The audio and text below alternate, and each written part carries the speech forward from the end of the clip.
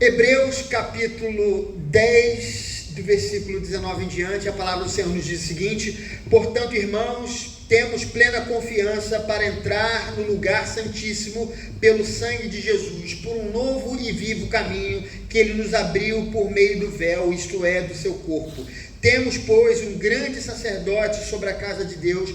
Assim, aproximemo-nos de Deus com coração sincero e com plena convicção de fé, tendo os corações aspergidos para nos purificar de uma consciência culpada e os nossos corpos lavados com água pura. Apeguemo-nos com firmeza à esperança que professamos, pois aquele que prometeu é fiel. E consideremos uns aos outros para nos incentivarmos ao amor e às boas obras. Versículo 22. Lembrem-se dos primeiros dias, depois que vocês foram iluminados, quando suportaram muita luta e muito sofrimento. Algumas vezes vocês foram expostos a insultos e tribulações. Em outras ocasiões fizeram-se solidários com que assim foram tratados. Vocês se compadeceram do que estavam na prisão e aceitaram alegremente o confisco dos seus próprios bens, pois sabiam que possuíam bens superiores e permanentes.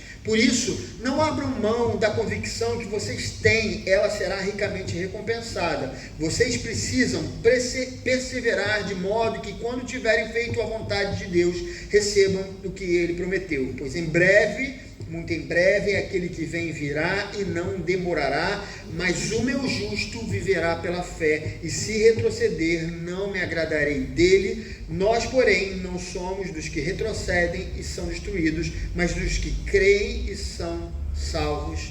Vamos orar. Senhor, nós colocamos esse trecho das Escrituras diante de Ti, e pedimos nesse momento que o Senhor possa falar aos nossos corações.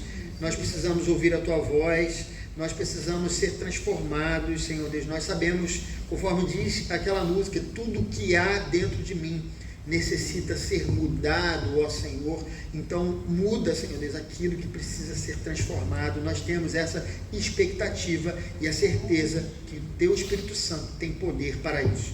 Em nome de Jesus, amém e amém. Irmãos, podem se assentar. Queridos, no Antigo Testamento,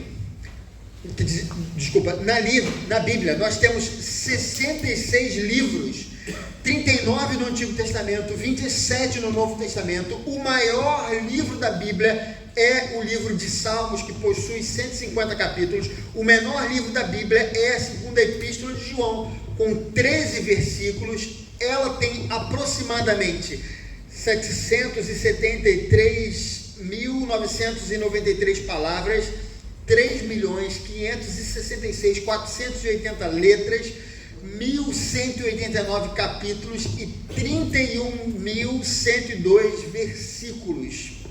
E dentre tantas palavras, capítulos e versículos, um dia, queridos, eu me vi diante de uma questão intrigante, né?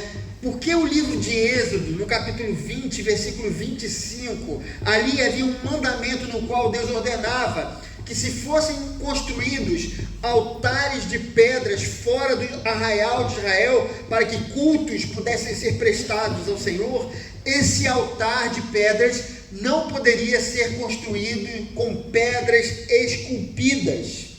E estudando sobre o assunto, eu cheguei à seguinte conclusão: Deus pedia para que os altares não fossem feitos de pedras esculpidas, porque essa era uma prática pagã. Os cananeus, eles faziam altares com ídolos esculpidos nas pedras. Também, queridos, eles deveriam tomar cuidado com a tendência humana em valorizar mais o sacrifício do que o ritual, ou seja, mais o sacrifício, mais o ritual do que o culto a Deus, que estava acima dos sacrifícios. E um outro ponto importante também era a distração. Um belo altar, bem esculpido, né, poderia fazer com que o povo perdesse o foco do objetivo final, que era, conforme eu disse, prestar culto a Deus e não ao próprio altar. Em suma, o altar, ele deveria ampliar o relacionamento do povo com Deus e não reduzi-lo. Por isso, o altar deveria ser construído com pedras brutas, para ser feio, para que o culto não fosse mais importante do que o seu objetivo, que era a adoração a Deus. Jesus disse o seguinte para Pedro em Mateus 16, 18: eu lhes digo que você é Pedro, e sobre esta pedra edificarei a minha igreja. Eclésia, queridos, que é a palavra grega usada para traduzir a palavra do português igreja, ela em nenhum momento tem o significado de prédio físico. O termo, ele é sempre utilizado para especificar a congregação local de cristãos. E se a gente for fazer uma retrospectiva, houve um momento em que a cristandade começou a confundir a igreja, que era o ajuntamento dos crentes, com a estrutura física, o prédio. Isso começou a acontecer por volta do século IV. Com o passar do tempo, essa ideia se tornou algo tão arraigada na nossa cultura, na fé cristã, que um homem chamado Cipriano de Cartago, ele cunhou a seguinte frase: ninguém pode ter a Deus por pai se não tem a igreja como mãe. Implicitamente, esse pensamento deu a entender que sem o endosso da igreja, ou seja, da estrutura física, não haveria salvação. E por isso, queridos, muitos absurdos foram cometidos em nome de Deus.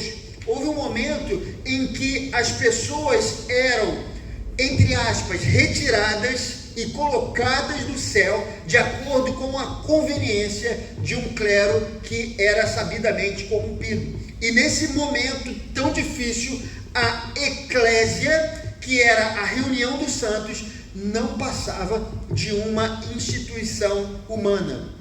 O organismo havia se tornado uma organização. Enquanto a igreja foi apenas o ajuntamento dos cristãos, ali na igreja primitiva, não havia distração.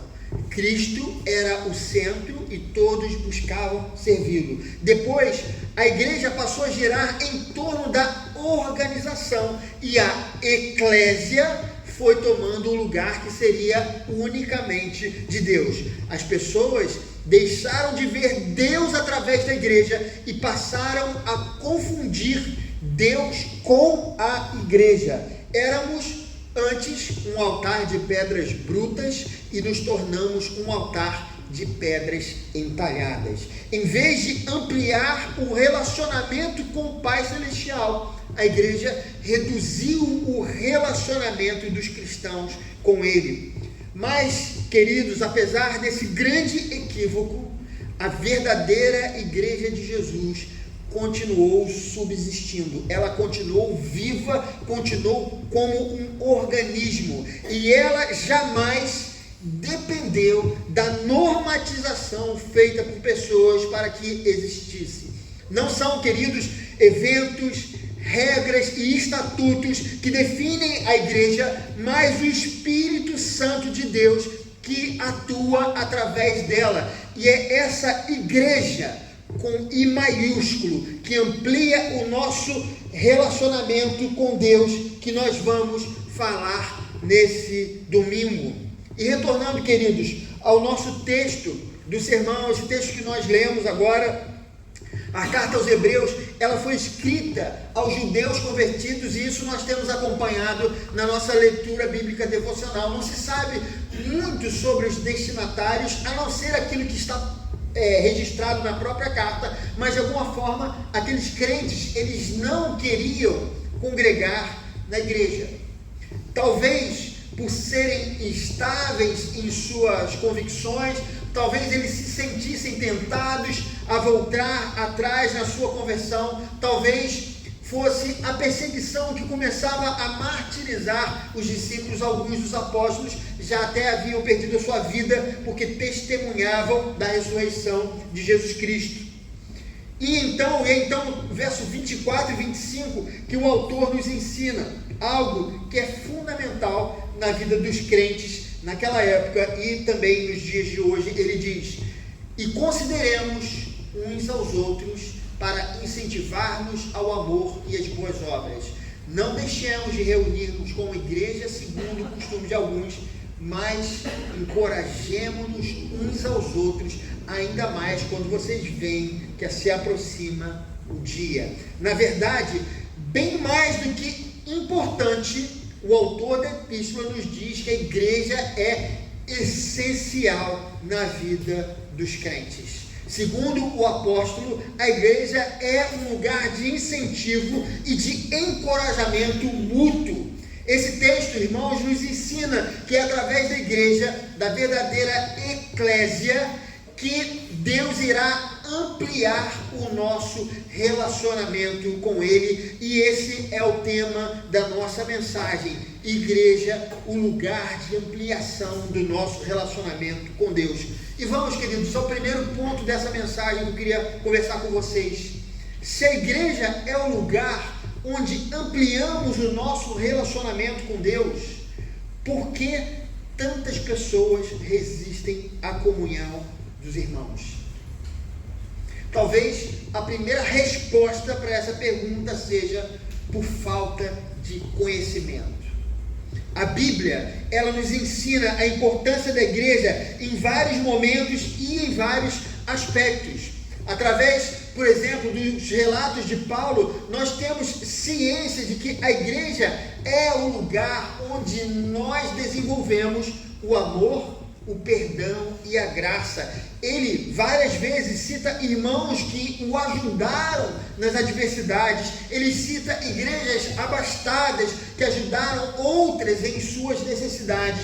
Ele fala também de pessoas que abriram seus lares, dando suporte ao seu ministério evangelístico. Todas essas pessoas citadas no contexto do Novo Testamento, todas elas pertenciam a alguma igreja. Até mesmo, irmãos, a igreja de Corinto, que conforme a gente lê as escrituras, a gente percebe, era uma igreja extremamente problemática. Foi também uma igreja desprendida, pronta a ajudar aqueles necessitados. Ou seja, Deus se move através da sua igreja. A rejeição desse ensino é teologia de neófitos. Dizer eu não preciso da igreja para adorar a Deus, isso é uma falsidade. Resistir à comunhão pode ser sintoma de um coração endurecido. Apontar somente para os defeitos da igreja, sem olhar a manifestação de Deus através dela, pode ser um indicativo de um coração obstinado. Algumas pessoas rejeitam a igreja porque, no fundo, rejeitam a Deus. A parábola, queridos, do filho pródigo nos ensina que o filho que ficou em casa, ele era tão ímpio quanto o filho que havia partido.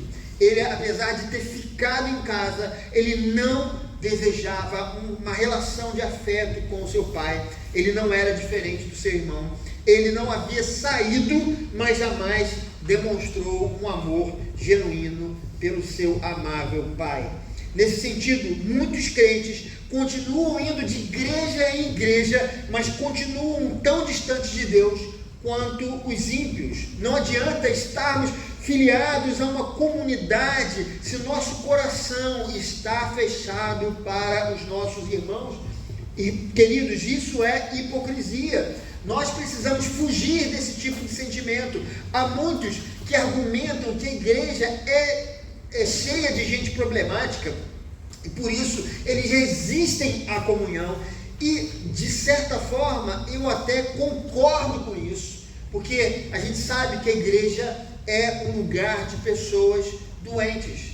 Mas há dois aspectos nessa afirmação que nós precisamos considerar. A igreja é um lugar onde as pessoas estão porque precisam de Cristo e não porque são boazinhas.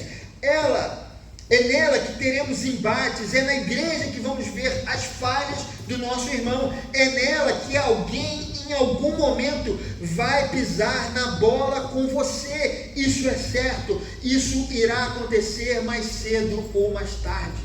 Mas, por ser uma comunidade de doentes, e doentes conscientes, que se entendem doentes, é que eu terei a oportunidade de ser paciente com meu irmão, longânimo, perdoador, amoroso, conforme Jesus nos desafiou a ser. É através da vida desse irmão imperfeito que eu poderei, pela fé, andar uma segunda milha quando eu for ofendido, orar por ele, demonstrando que fui alcançado pela mensagem perdoadora do Evangelho. Se a igreja fosse feita de anjos, como eu poderia exercer a fé na qual eu fui chamado? Como poderia brotar em mim o fruto do Espírito? Como eu poderia exercitar o amor? O segundo aspecto dessa mensagem, queridos, a igreja é um local de ajuda mútua. Muitos teólogos comparam as igrejas da atualidade com mercados ou com uma espécie de shopping center. As pessoas, elas entram, elas escolhem os seus lugares, elas escolhem a parte da Bíblia que elas querem consumir, depois elas saem, voltam para suas casas, não se relacionam com ninguém, não querem desenvolver laços fraternos com os irmãos. Essencialmente, a igreja é um lugar de relacionamentos. A cruz de Jesus curou o nosso relacionamento com Deus e também o nosso relacionamento com o nosso irmão. E é por isso que o texto de Hebreus fala sobre encorajar e incentivar uns aos outros. Dizer, eu não preciso de ninguém, é uma grande falácia. Nós precisamos uns dos outros para o consolo, a força, nas doenças, nas crises de fé, no aprendizado, na esperança, na prática dos ensinos das Escrituras, na ajuda cotidiana, no serviço, nas necessidades do dia a dia. Afinal, quem é que vai nos dar apoio nos momentos difíceis da sua vida? É a sua empresa? É o governo? É alguma organização, é uma entidade não governamental? A igreja é o lugar onde Deus move os nossos corações para ajudar, orar, apoiar uns aos outros, não por obrigação, não por constrangimento, não porque nossa salvação está condicionada às boas obras, mas movidos pelo amor sacrificial de Jesus, fruto do Espírito Santo em nossas vidas. Irmãos, eu não quero dizer que, com isso, que é sempre assim que as coisas funcionam na igreja. Se eu dissesse isso, eu estaria sendo hipócrita ou inocente, né? Às vezes, nós falhamos, sim, muitas vezes movidos pelo Espírito Santo, amamos como sendo o próprio Jesus amando através de nós. Amém. E o último ponto a ser abordado nessa manhã: a igreja é o lugar onde ouvimos a voz de Deus. Nem sempre a gente está com disposição para vir aos cultos, né? Hoje de manhã todo mundo acordou lá em casa, aquela cama grudada nas costas. Vamos lá, gente, vamos, né? A gente tem que se aprontar, queria ficar em casa, aquelas coisas assim que vocês sabem como é no dia a dia, né? E eu me lembro, queridos, uma vez, isso já tem bastante tempo, eu passava por um momento assim muito difícil, e eu estava bem desanimado, assim, e aí naquele domingo eu falei assim, não vou à igreja. Eu me lembrei da semana, dos desafios que eu ia ter, e daquele fardo que eu estava carregando. Eu estava assim, muito desanimado mesmo, né? Uma semana dificílima, e aí de repente assim, eu acabei indo, e naquele dia eu fui sozinho à igreja, e decidi na última hora e fui. E eu me lembro, queridos, como foi uma noite abençoada, ali desde que eu entrei na igreja, os louvores, a palavra ministrada, o abraço dos irmãos, tudo foi notavelmente especial para mim.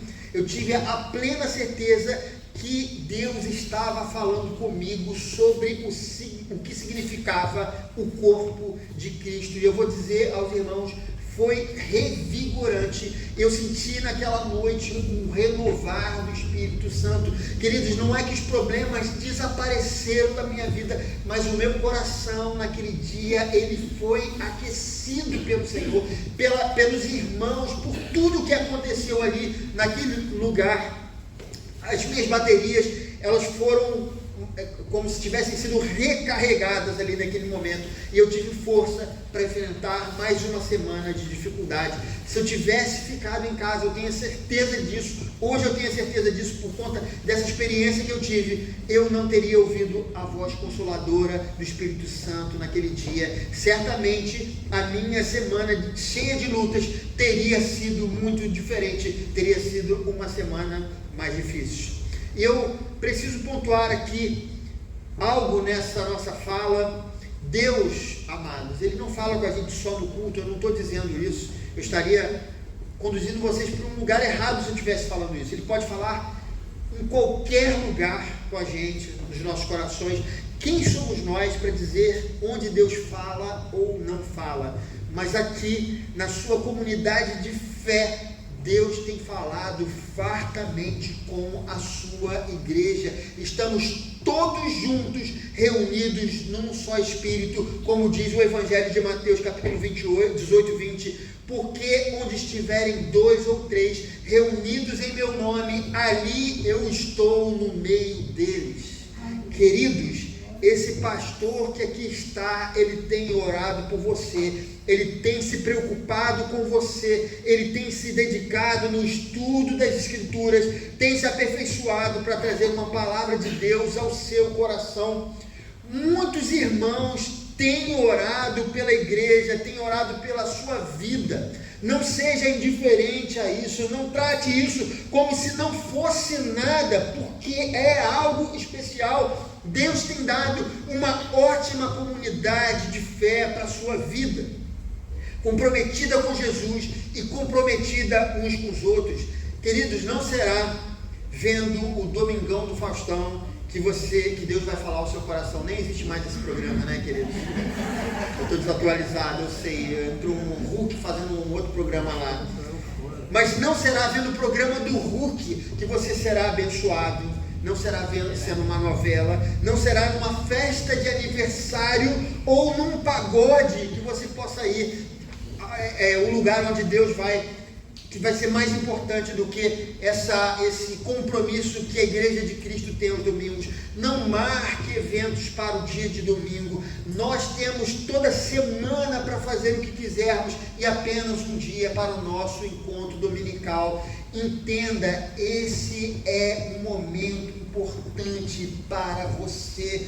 Esse é o momento que Deus separou. Não sou eu que estou dizendo, o Senhor separou a igreja, esse dia tão especial, desde a vinda de Jesus Cristo, que começa a partir da sua ressurreição, que aconteceu no domingo. A sua igreja se reúne de lá para cá por algum motivo, e a comunhão dos santos é o motivo principal. O Senhor se manifesta através dos seus irmãos. Não ache que isso aqui é um encontro dominical, que você possa deixar a mão disso, possa de vez em quando ir ou não ir, porque isso não é verdade. O Senhor, Ele se manifesta na sua vida através dos irmãos, e nós precisamos valorizar isso, meus queridos. E eu gostaria de concluir, eu queria chamar aqui os músicos. Nós vamos cantar aquela música Corpo e Família. É uma música que a gente não canta há muito tempo, mas eu tenho certeza que você conhece. Eu queria concluir essa mensagem dizendo o seguinte: preste atenção no que eu vou te dizer. No início do sermão eu disse que Deus havia ordenado que os altares do Antigo Testamento deveriam ser feitos de pedras brutas. Você lembra que eu falei isso? Falei que as pedras esculpidas faziam os altares ficarem bonitos, porém eles distorciam o objetivo do altar, que era a adoração a Deus. Em vez de ampliar, o altar de pedras lavradas reduzia o nosso relacionamento com Deus. Nós não podemos nos esquecer tudo o que nós fazemos aqui na igreja, tudo que planejamos, sejam obras, aquisições, planos no futuro, festas ou retiros, nada disso deve ser o essencial, ainda que importantes. Jesus morreu pelas pessoas e é por causa das pessoas que a verdadeira igreja de Cristo existe. Nós somos templo do Espírito Santo e juntos formamos a sua igreja, juntos nos ajudamos e juntos partilhamos o seu amor todos os dias. Amados, a minha oração é que nossa igreja seja um altar de pedras brutas para que o nosso relacionamento com o Pai possa ser ampliado a cada dia em nossas vidas.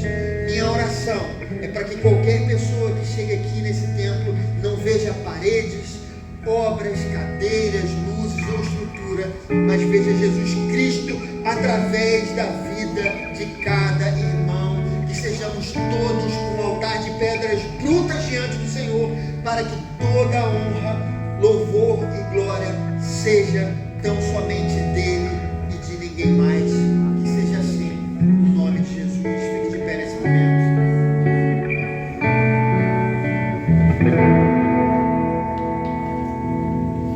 Recebi o coração do Pai,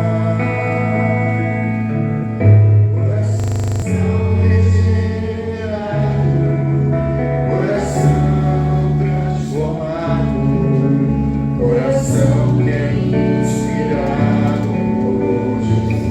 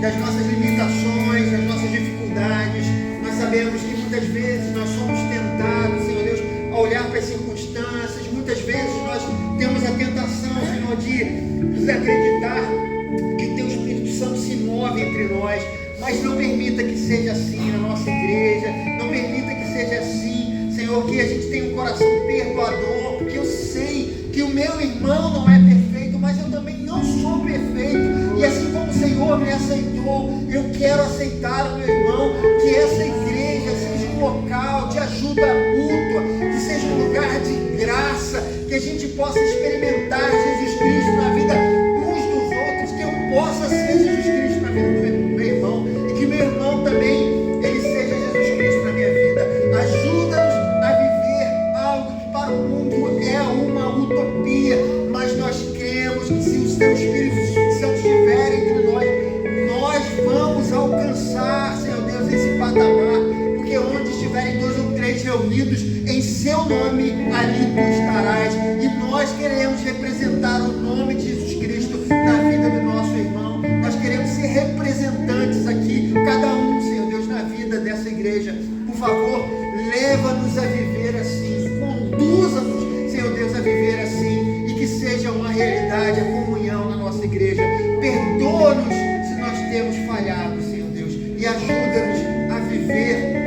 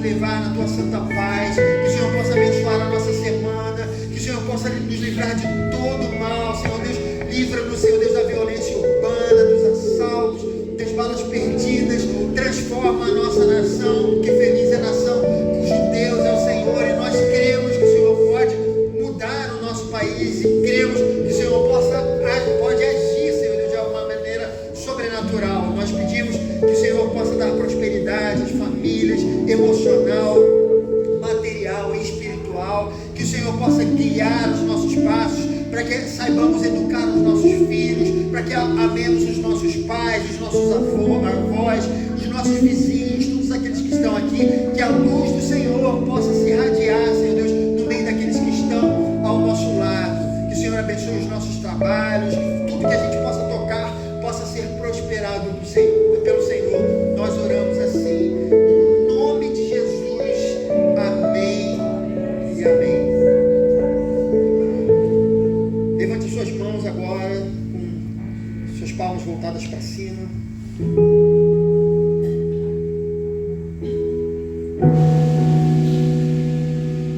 E agora, irmãos, que a graça do nosso Senhor e Salvador Jesus Cristo, o amor de Deus, o nosso Pai, o ensino, a comunhão e as consolações do Espírito Santo estejam sobre todos os que aguardam a vinda do nosso Senhor